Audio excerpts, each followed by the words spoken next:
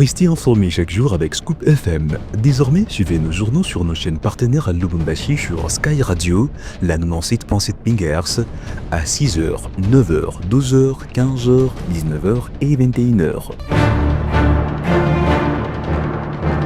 Suivez-nous également sur la radio communautaire Moïseni chaque jour à 9h05, 10h03 et 21h juste. Le journal du Scoop FM passe aussi sur Kipushi 24 Radio à 8h30, 12h30, 16h juste, 18h30 et 21h30. Retrouvez-nous également sur Vox Congo. Téléchargez dès maintenant l'application Vox Congo pour rester informé en temps réel.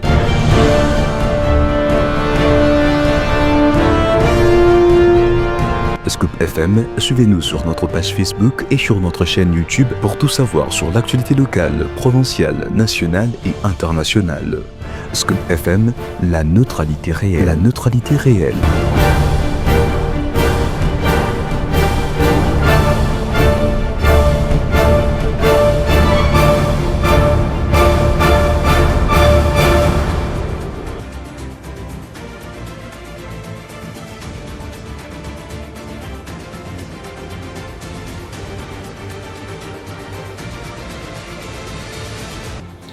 Bonsoir mesdames et messieurs, bienvenue dans cette nouvelle édition du journal. Armel Mutombo a sa présentation. Un seul titre ce soir, le gouvernement congolais a signé le 17 juillet 2025 à Kinshasa un accord de principe avec la société américaine Cobalt Metal. On en parle dans ce journal.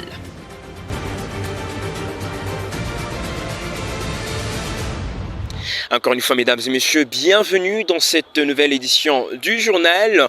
Commençons ce journal par cette information. La décision prise par la ministre de l'Éducation nationale interdisant l'exclusion des filles enceintes de l'école des Frey. La chronique en RDC. Au cours du briefing presse de jeudi 17 juillet, le ministère de la Communication et Médias, Patrick Mouyaya, a éclairé la lanterne qu'on ne peut pas exclure ou punir doublement une jeune fille parce qu'elle est grosse. Suivez le ministre Patrick Mouyaya dans cet extrait choisi par Gracia Akilimali. Alors, il faut bien qu'on se regarde dans les yeux et qu'on cesse d'être hypocrite. Lorsque la circulaire a été prise au niveau du ministère de l'Éducation, la circulaire n'avait pas pour vocation de faire croire que le gouvernement s'est mis dans une position d'encourager. Attention. Parce que une jeune fille enceinte à l'école, c'est les résultats de plusieurs failles. D'abord, il y a la faille de la maison, en termes d'encadrement. Sûrement qu'à un certain niveau, il y a peut-être la faille de l'école, et qu'il ne faut pas oublier que nous avons une constitution qui consacre le droit à l'éducation. Et qu'on ne peut pas, en aucun cas, penser exclure une jeune fille parce qu'elle est tombée enceinte. Ce serait une double punition. Parce qu'il y a des enquêtes, notamment les enquêtes de population EDS, vous pouvez le lire, qui démontrent que plus les femmes sont instruites, moins elles tombent enceintes. Parce qu'elles apprennent comment se protéger. Et donc, lorsque vous dites que ces enfants ne doivent pas aller à l'école, vous les discriminez. Et en les discriminant, il y a non seulement que notre propre constitution, dans ce qu'elle stipule, est violée, mais n'oubliez pas que la République démocratique du Congo est signataire de plusieurs conventions internationales. Il existe une convention de droits de l'enfant qui proscrit toute forme d'exclusion de l'enfant à l'école. Et il ne faut pas oublier alors, parce qu'une élève, nous partons du postulat qu'elle est mineure, peut-être qu'elle a été victime. Le bourreau, il est où? On en fait quoi?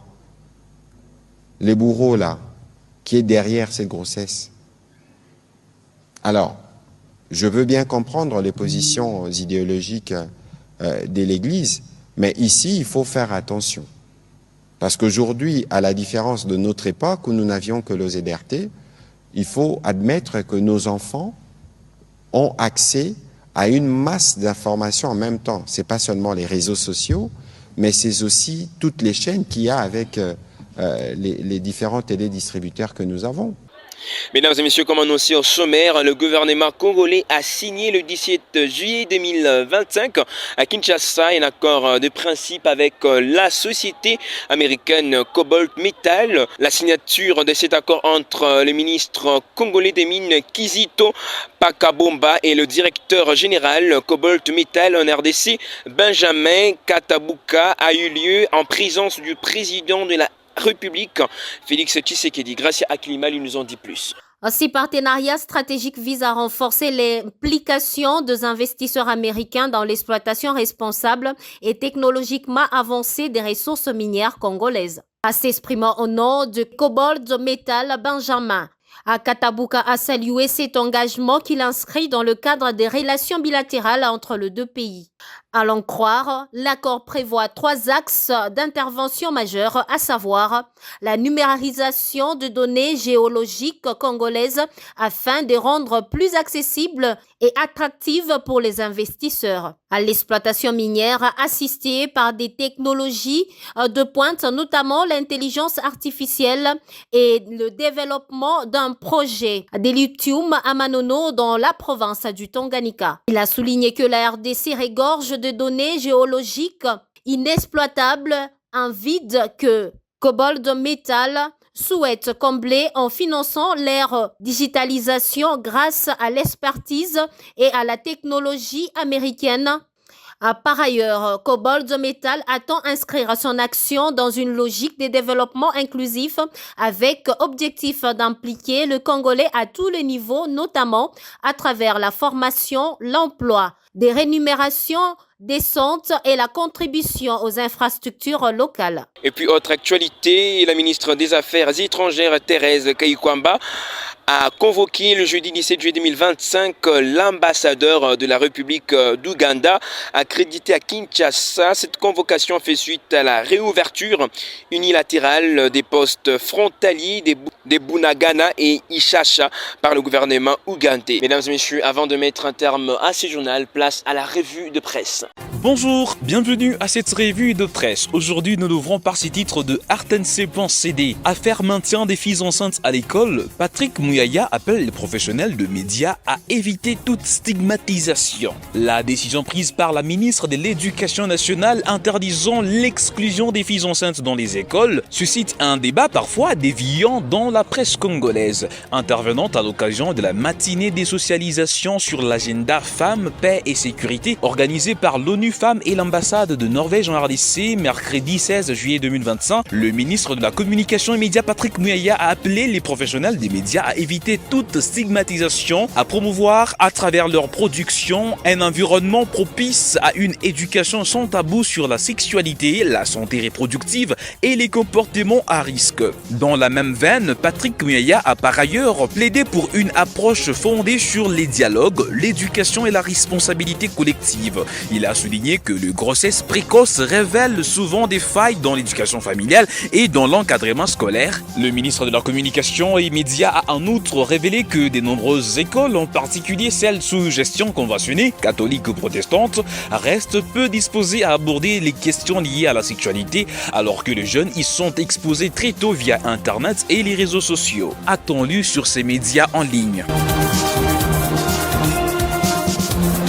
Terminons par ces titres de Mediacongo.net. Réouverture de la frontière des Bunagana, l'ambassadeur ougandais convoqué par la ministre des Affaires étrangères. La ministre des Affaires étrangères, Thérèse Kayikwamba, a convoqué l'ambassadeur de l'Ouganda accrédité en République démocratique du Congo, c'est jeudi 17 juillet 2025, indique un bref communiqué du ministère des Affaires étrangères publié sur les comptes X. Cette convocation intervient après la réouverture surprise des postes frontaliers des Bunagana et Ishasha par l'Ouganda, sans concertation préalable avec les autorités congolaises. À cette occasion, Thérèse Kayikwamba a exprimé la position du gouvernement de la République démocratique du Congo, réaffirmant l'attachement de Kinshasa au respect de sa souveraineté et de son intégrité territoriale, détaille les communiqués. Le consul ougandais et chef du bureau des liaisons du Nord Kivu résidant à Beni a été convoqué samedi 12 juillet par les gouverneurs militaires, les généraux Évariste Kakule Somo. Ces derniers voulaient avoir des plus amples explications du gouvernement ougandais sur cette action prise unilatéralement. Le poste frontalier terrestre de Bunagana, situé entre les districts de Kisiro en Ouganda et les territoires des Rutshuru en RDC, a été réouvert officiellement ce jeudi 10 juillet 2025 par les autorités ougandaises en l'absence des officiels congolais. Mesdames et messieurs, ainsi prend fin cette revue de presse sur votre radio. Merci à tous de nous avoir suivis. Prochain rendez-vous demain. Au revoir.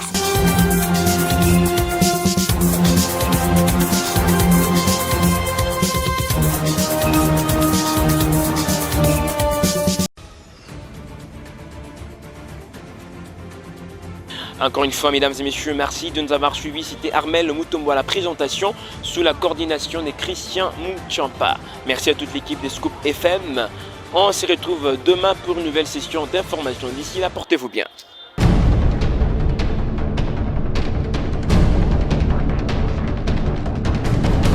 Restez informés chaque jour avec Scoop FM. Désormais, suivez nos journaux sur nos chaînes partenaires à Lubumbashi sur Sky Radio, la 97.7 MHz, à 6h, 9h, 12h, 15h, 19h et 21h. Suivez-nous également sur la radio communautaire Moïseni chaque jour à 9h05, 10h03 et 21h juste. Le journal du Scoop FM passe aussi sur Kipushi 24 Radio à 8h30, 12h30, 16h juste, 18h30 et 21h30. Retrouvez-nous également sur Vox Congo. Téléchargez dès maintenant l'application Vox Congo pour rester informé en temps réel.